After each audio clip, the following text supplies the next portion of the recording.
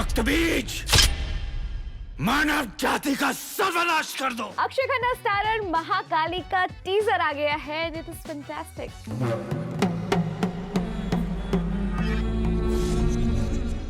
What is not fantastic is वीर पहाड़िया's नया viral step. और उससे भी ज्यादा बेकार चीज चल रही है यहाँ पब्लिक लड़ाई। तापसी पन्नू और कंगना भिड़ गई हैं आपस में।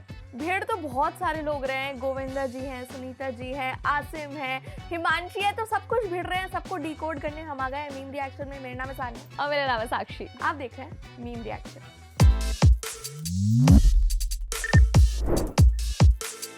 अक्षय खन्ना इस शुक्राचार्य इन महाकाली, और क्या बढ़िया गेटअप, क्या लग रहे हैं वो। मतलब मैं पहचान नहीं पाएगी अक्षय खन्ना है ये। मानव जाति का सर्वनाश कर दो। और जो पूरे टीजर इन्होंने बनाया है उसके अंदर ऐसा लगता है कि ये वाला टीजर में हम एक्सपेक्ट नहीं कर रहे थे कि ये सब होगा, पर राइट फ्रॉम उनकी एक आंख को दिखाते हैं सिर्फ। Oh, yes. और वो ही एकदम गूजबम्स आपको दे देंगी। तो मतलब अक्षय खन्ना ने जो ये रहमान डकैत के बाद ये ट्रांसफॉर्मेशन करी है, मतलब लाजवाब है। और ऐसा लग रहा है यार इनसे बढ़िया एक्टर कोई नहीं है। और साथ में महाकाली बनी है भूमि शेट्टी। और मुझे यहाँ पर लग रहा था कि यार जो हम गूजबम्स रामायण से एक्सपेक्ट कर रहे थे वो हमें एक्चुअली यहाँ मिले हैं। और इनफैक्ट देखते हुए जो ज्वेलरी है या फिर पीछे का सेटअप है, आई नो ये भी सारा वीएफएक्स है, लेकिन it wasn't looking very cartoonish. और वो इतना ज़्यादा सही लग रहा था कि ऐसा लगा कि एक्चुअली हम रामायण से ये एक्सपेक्ट कर रहे थे। बिल्कुल यही एक्सपेक्ट कर रहे थे, क्योंकि जब आप पूरा टीजर देखोगे उसका, चाहे बीजीएम ले लो, चाहे डायलॉग डिलीवरी देख लो, कुछ भी ऐसा नहीं लग रहा कि यार ये बहुत ही नकली बना रखा है या फिर ये एक्टिंग कर रहे हैं।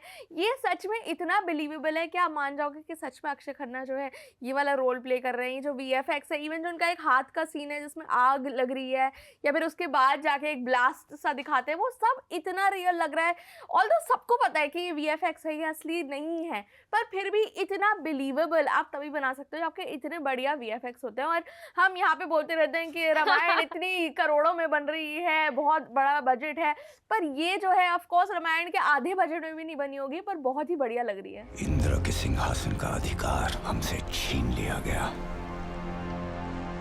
ये धर्म है या अधर्म? लेकिन यहाँ पर जो टाइटल भी महाकाली से दिया वो भी इतना बढ़िया लग रहा था। और साथ में इस फिल्म के अंदर आपको रोहित सराफ भी नजर आएंगे। भूमि शेट्टी तो ऑलरेडी महाकाली का कैरेक्टर प्ले कर रही हैं। और इस फिल्म को देखने के बाद, मतलब इस टीजर को देखने के बाद, और जब इसका टाइटल ही आया था यार, इस टीजर को देखने के बाद मुझे और ज़्यादा ऐसे कन्विंस हो गई हूँ मैं, और लोग भी आई एम श्योर कन्विंस हो गए होंगे कि क्या बढ़िया टीजर निकाला है।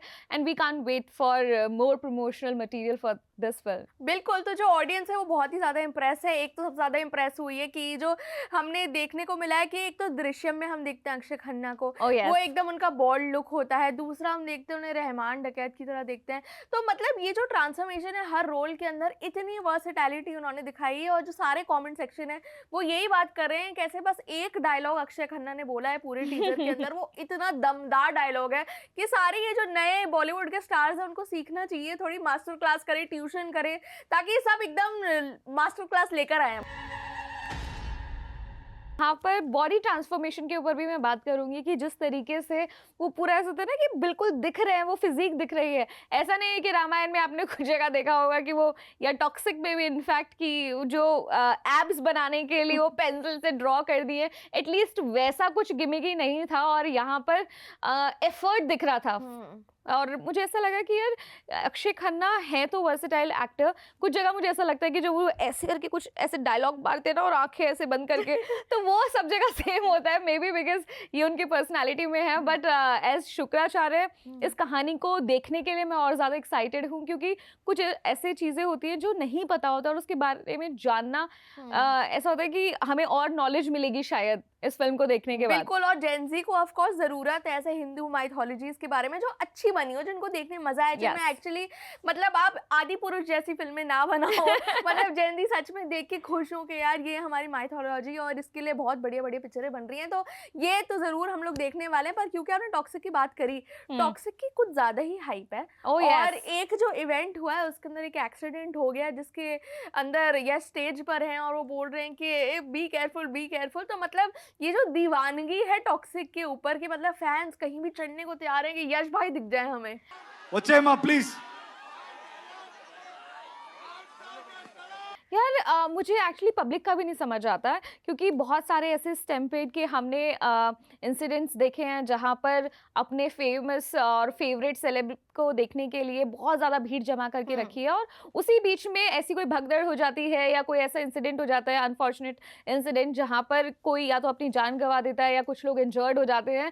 बट सारी अकाउंटेबिलिटी जो है वो स्टार्स या मैनेजमेंट कंपनी क्यों ले, लोग क्यों नहीं ले पाते हैं, मुझे ये समझ नहीं आता है। बिल्कुल, और लोगों को थोड़ा तो मुझे लगता है अपनी फैन जो एक्टर्स हैं उनके लिए, आप फैन हो उनकी, ये सही बात है, पर उसकी कोई हद भी होनी चाहिए। आपको अपनी सेफ्टी भी देखनी चाहिए, और मुझे लगता है ये जो सारे एक्टर्स हैं इतने फेमस ये भी यही रिक्वेस्ट करते हैं कि फैंस आप ऑफ कोर्स हमें प्यार दो, पर थोड़ा अपनी सेफ्टी देखकर दो ताकि ऐसे एक्सीडेंट्स ना हो। और यश ने ही अपने रीसेंट एक इंटरव्यू में ये चीज़ बोली थी कि हाँ, मैं इसलिए ज़्यादा नहीं मिलता हूँ, लोगों को लगता होगा कि मैं एरोगेंट हूँ, मुझ में बहुत ज़्यादा ईगो है, मैं फ़ोटोज़ के लिए नहीं रुकता या ऐसे बात नहीं करता, बट उसका भी एक रीज़न है कि मैं नहीं चाहता लोग एक्चुअली अपना टाइम बर्बाद करें या फिर मुझे देखने के लिए कुछ ऐसी चीज़ें हो जाएं जो नहीं होनी चाहिए, क्योंकि उनके ऊपर एक इल्ज़ाम लगा था कि उनकी जो एक फ़ैन थी, उनके एक फ़ैन ने जान दे दी, और ये कहा कि और मेरे फ्यूनरल पे यश को आना चाहिए, एंड ही डिडंट गो। तो उन्होंने कहा मैं ऐसा बढ़ावा नहीं देना चाहता इस तरह की चीज़ें हों कि लोग इतना बड़ा और इतना ड्रास्टिक स्टेप ले लें, और उसके बाद मैं अगर जाने लगूं तो कहीं और लोग इंस्पायर ना हो जाए इस चीज़ से। बिल्कुल, तो ये तो हुआ ही, पर वायरल जो हुआ था पिछले साल वो था वीर पहाड़िया का एक स्टेप।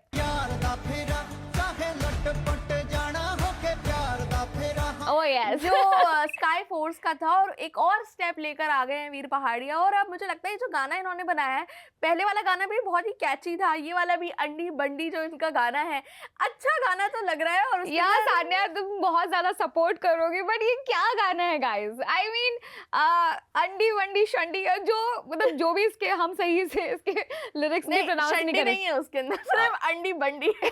तो और वो जो स्टेप्स भी कर रहे हैं, उनको ना एक्चुअली ये फॉर्मूला जो है उन्होंने डिकोड कर लिया है। उन्हें लगता है कि मैं किसी भी तरह के डांस स्टेप करूंगा और वो वायरल हो जाएंगे, और उसकी वजह से एटलीस्ट कोई मेरे बारे में बात करेगा, बिकॉज या तो तारा सुतारिया के साथ जब उनका वो लिंकअप था जो कि मेडअप था या फिर जेन्युइन था, जिसके बारे में हम सबको बहुत बुरा लगा था वीर पहाड़िया को देखकर।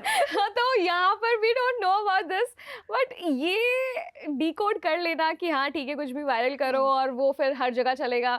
लोगों ने वो बना दिया था कितना ना सीरीज ऑफ रील्स की, हाँ मीम्स बनने लगे उनके ऊपर, और अब अगेन वो सेम चीज करने जा रहे हैं। आई डोंट नो ये कहाँ तक सक्सेसफुल होगा या उतना वायरल होगा भी या नहीं। बिल्कुल, तो प्रेम कीटाणु एक मूवी है जो आ रही है जिसके अंदर अपार शक्ति खुराना भी है, और ये कॉलेज लाइफ के ऊपर बेस्ड है, और उसी का एक ये गाना आया है जो मुझे लगता है अभी तक तो इतना वायरल नहीं हुआ, पर क्योंकि गाना अच्छा है, वीर पहाड़िया भी स्टेप जो कर रहे हैं वो बुरे नहीं लग रहे, कैची है, ऐसा लग रहा है सब मजे कर रहे हैं इसके अंदर। तो मतलब एफर्ट के वायरल होने का एफर्ट जो है उसके लिए तो पॉइंट्स देने पड़ेंगे। अच्छा, ये तुमने वायरल वाली जो बात कही है, मुझे ये समझ नहीं आता कि जब लोगों को वायरल होना होता है या बातें करनी होती है तब तो वो मीडिया का सहारा लेते हैं, पैप्स के सामने अंट शंट कुछ भी बोलते रहते हैं, अंडी बंडी भी बोल सकते हैं जो अभी गाना था उनका, बट जैसे ही लोग उसके बारे में अपनी राय रखने लगते हैं तब उनको मिर्ची लग जाती है। अब तुम समझ रही होगी कि मैं कहाँ जा रही हूँ, क्योंकि गोविंदा जी ने जो ये डेफेमेशन वाला केस डाला है वो भी 100 करोड़ का डाला है। तो वो मुझे समझ नहीं आया कि आप अपने घर की बातें, अपनी घर की लड़ाइयाँ पहले पब्लिक के सामने लेके आए, उसके बाद में बीवी भी कुछ बोल रही है, इधर से गोविंदा जी भी कुछ बोल रहे हैं अपनी सफाई में। अब जब लोग कुछ बोलने लगे तो आप कहते हो नहीं, किसी ने भी कोई भी ऐसी बातें कही तो हम 100 करोड़ का डेफेमेशन केस डाल देंगे। बिल्कुल, मतलब मुझे लगा कि गोविंदा के अराउंड जो खबरें चल रही थी कि या तो ये इनकी गर्लफ्रेंड है, ये इनकी को स्टार है, ये क्या करने वाले हैं आगे, उसके बाद गोविंदा के ऊपर मुझे लगता है थोड़े से उनके कैरेक्टर के ऊपर भी क्वेश्चंस उठने लगे, जिसके बाद ये स्टेप उठाना पड़ा कि अगर कोई भी उनकी पर्सनल लाइफ के बारे में कुछ गलत रिपोर्ट करेगा तो उन पे 100 करोड़ का केस हो जाएगा। वाओ, लेकिन जब इन्हें वही चाहिए होता है, पब्लिक की चाहे सिंपैथी कह लो या फिर पब्लिक से बातें करना या फिर अपने आप को लाइमलाइट में रखना, चाहे दोनों जगह से, मैं सुनीता जी के बारे में भी सेम चीज़ बोलूँगी और गोविंदा जी के बारे में, तब आपको ओके लग रहा होता है, तभी आपको इन लोगों का प्यार चाहिए होता है। लेकिन जब लोग अपनी राय रखने लगते हैं तब आप 100 करोड़ का मुकदमा ठोकने की धमकी देते हैं। ये जो डबल स्टैंडर्ड्स हैं ये मुझे समझ नहीं आते हैं। बिल्कुल, पर एक पुरानी लड़ाई जो है वो वापस से आ गई है लाइमलाइट में, हेडलाइंस बनने लगी है, वो है तापसी और कंगना के बीच में, और ये फिर से लड़ने लगे हैं, ये एक दूसरे को सस्ती कॉपी बुलाने लगे हैं। और कभी कभी ऐसा लगता है यार ये इतने बड़े बड़े सेलिब्रिटीज हैं, ये कैसे सोशल मीडिया पर आकर ऐसी बातें करते हैं, ये क्यों लड़ने लगते हैं ऐसे। हमें लगता है ये पिक्चरों में इतनी खुशी खुशी रहते हैं, वैसे ही रहो ना यार। आप बोलते हो बॉलीवुड इज वन फैमिली, पर ये फैमिली में इतने कलेश कैसे हो रहे हैं? कलेश तो फिर भी ठीक है यार, लेकिन जब आप हदें पार कर देते हो, मतलब जो कंगना ट्वीट लिखने पर आती है या फिर इंस्टाग्राम पे स्टोरी डालने पर आती है और जो वो बातें कहती है उसकी वो दायरे पार कर जाती हैं। और सस्ती कॉपी और ये सारी तो चीज़ें ठीक है, लेकिन ये कुछ आगे जो बातें बोल जाती हैं वो थोड़ा सुनी नहीं जाती हमसे। बिल्कुल, तो कुछ ऐसा हुआ कि तापसी पन्नू से एक इंटरव्यू में पूछा गया कंगना के बारे में, और उन्होंने बोला कि जब हमारी लड़ाई हुई थी पहले, तो मेरा अब इस पे कोई ओपिनियन नहीं है। मेरा जो रिस्पॉन्स है वो मेरी फैमिली अपब्रिंगिंग के ऊपर है, और उनका जो है उनकी फैमिली अपब्रिंगिंग के ऊपर है। पर ये बात जो है कंगना को बहुत चोट लग गई है। फिर उन्होंने एक लंबी चौड़ी स्टोरी लिखी है जिसमें लिखा है वन सस्ती copy is out and about with her upcoming B grade film. मुझे लगता है कंगना जब भी बोलती है एक्सट्रीम बोलती है, और मुझे लगता है इसी पे उन्होंने काफी उन्हें सस्ती कॉपी बुला दिया जस्ट बिकॉज उनके कर्ली बाल हैं। और ये सिर्फ यहाँ पर नहीं रुकता है, एक्चुअली तापसी पन्नू भी जब बोलने पर आती हैं तो काफ़ी चीज़ें बोल देती है। उन्होंने पैप्स को भी बहुत बार धमकाया है या बातें की है उनके बारे में, या फिर बोल देती है वो डायरेक्टली जो उनके मन में आता है। Same goes with Kangana, Kangana भी शर्माती नहीं है, और जब वो लिखने पर आती है, मुझे तो इनफैक्ट ये लगा था और मैंने तुमसे इस बारे में बात भी की थी कि काफ़ी सन्नाटा सा लग रहा है क्योंकि कंगना आजकल कुछ नहीं बोल रही है। और जहाँ ये बात कह के रुकी थी मैं, and then here comes a new story and new tweet. बिल्कुल, तो जब पहले इनकी लड़ाई हुई थी तो इसलिए हुई थी कि कंगना की जो बहन है उन्हें सस्ती कॉपी बोल दिया था क्योंकि उनके घुंघरालू बाल थे। तो तापसी ने बोला भाई आपका कॉपीराइट थोड़ी है कि घुंघरालू बाल सिर्फ आपके हो सकते हैं। तो मतलब ये जो लड़ाई है कर्ली हेयर पे चल रही है बॉलीवुड में, ये भी बढ़िया है। लेकिन यहाँ पर ब्लेम गेम की जो बातें होती हैं, मुझे ऐसा लगता है कि आप किसी पॉडकास्ट में बैठो, फिर उसके बाद में आप गड़े मुर्दे उखाड़ो, और जब वो बातें आती हैं सामने तो एक ऐसा रिप्लाई भी आपके मुंह पे पड़ता है जो कि आसिम ने दिया है हिमांशी खुराना के लिए एंड पारस के लिए, जो सुन के ऐसा लगा कि यार खून तो खौला है इनका ज़रूर वो पॉडकास्ट देखने के बाद। और जो उन्होंने एक एक बात का रिप्लाई दिया है वहाँ पर कि पहली चीज़, ये इतनी बड़ी बात कैसे बोल सकती हो कि रिलीजन चेंज करने के लिए, मैंने कभी नहीं कहा, इट्स वेरी सेंसिटिव, और तुम पहले ऐसी नहीं दिखती थी, तो सबको पता है कि तुम पहले कैसे दिखती थी। मैंने तुम्हें फिटनेस में लेके आया। यार ये क्या, मतलब 10वीं की कक्षा, मतलब 10वीं कक्षा के जो नहीं थे निब्बा निब्बी गर्लफ्रेंड बॉयफ्रेंड, और जब वो एक्स हो जाते हैं और उसके बाद में वो कहते हैं तूने ऐसे किया, मैंने ऐसे किया, तूने ऐसे किया, तो वो वैसी वाली फाइट चल रही है। बिल्कुल, तो मतलब पारस जो है वो भी बिग बॉस में उन्होंने अपना पॉडकास्ट शुरू करा है जिसमें हिमांशी ने आके बोल दिया कि मेरा जो एक्स रिलेशनशिप था उसके अंदर उन्होंने बोला था कन्वर्ट कर लो। तो ऑफ कोर्स सबने बोलिया कि ये आसिम की बात हो रही है, और अब आसिम ने रिप्लाई दिया है। और मुझे कहीं ना कहीं ऐसा लगा कि आसिम जो बोलना चाह रहे हैं वो थोड़ी बदतमीजी से बोल रहे हैं। मतलब आप बोल रहे हो कि आपके अंदर आपके बालों में से स्मेल आती थी या फिर आप ऐसे दिखते थे पहले, ये आप सीधा एक लड़की की अपीयरेंस के ऊपर कैसे आ जाते हो? वो एक्चुअली जो उन्हें हेट मिला क्योंकि रिलीजन चेंज करने वाली जो बात थी कि वो चाहते थे कि मैं अपना रिलीजन चेंज कर लूँ, उसके ऊपर लोग बहुत ज़्यादा ऐसे ना आहत हो गए। और उसके बाद में जो हेट मिलना शुरू हुआ है आसिम को ऑन सोशल मीडिया, उसके बाद में वो रिप्लाई उस एंगर में निकला है, आउट ऑफ एंगर। और जो भी उन्होंने फिर लिखा है एक बात का जवाब उधर दिया है, तो मुझे ऐसा लगता है यार या तो देख देख के बोलो,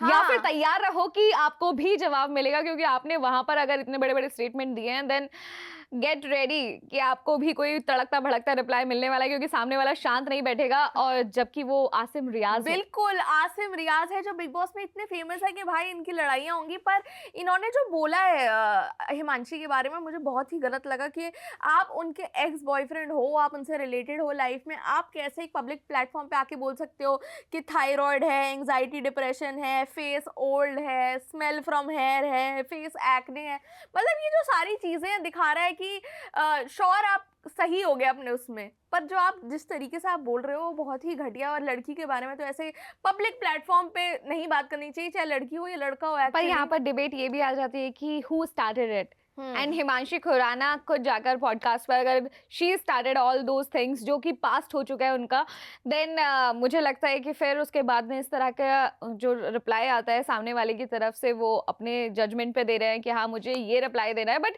इस तरह की जो फाइट्स आ जाती हैं पब्लिक के सामने, फिर जब पब्लिक अपना ओपिनियन बनाती है ये सेलेब्स के लिए, तो उसे मिर्ची नहीं लगनी चाहिए। फिर पहले मुझे प्रॉब्लम होती थी कि यार लोग ऐसा क्यों लिख देते हैं, लेकिन जब मैंने गोविंदा जी और सुनीता जी की पब्लिक में फाइट देखी है कि वो कुछ बोल रहे हैं, बाकी लोग कुछ बोल रहे हैं, तो मुझे ये लगा कि यार फिर कंगना और तापसी ये तो बॉलीवुड एक्ट्रेस हैं और इतने सिक्योर हैं अपने अपने करियर में, स्टिल ये इस तरह की चीजें कर रहे हैं, सस्ती कॉपी बोल रही हैं, देन हम और लोगों से क्या एक्सपेक्ट करेंगे। बिल्कुल, पर इस सब में जो मजे और व्यूज और पैसे ले गए हैं वो है पारस। तो उन्होंने ये पॉडकास्ट करा, वो मजे में, उनको कोई गाली नहीं दे रहे हैं, वो खुशी खुशी अपना अगला पॉडकास्ट कर रहे हैं। तो ये सब न्यूज़ थी हमारे पास मीम रिएक्शन में इस एपिसोड के लिए। अगले एपिसोड में आपसे मिलते हैं। मेरा नाम है सान्या। मेरा नाम है साक्षी।